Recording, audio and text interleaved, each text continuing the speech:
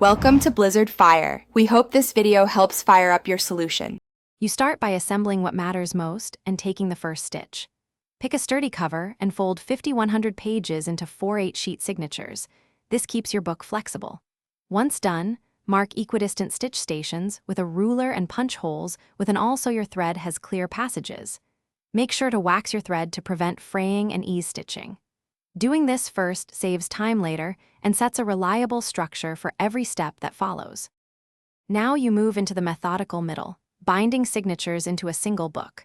Start by sewing each signature with a chosen pattern, pamphlet for simplicity, kettle stitch for durability, keeping tension consistent so pages lie flat. Then align and glue a strip of mull to the spine. This reinforces the connection between signatures and cover.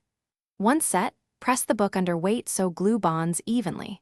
As you work, check alignment, frequently so pages don't shift. Finish by trimming and securing the cover so your journal looks and functions professionally.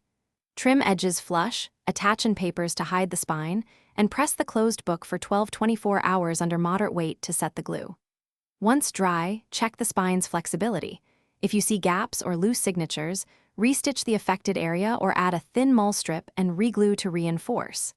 If pages stick, ease them open with a bone folder. Carefully, you preserve the book's lifespan.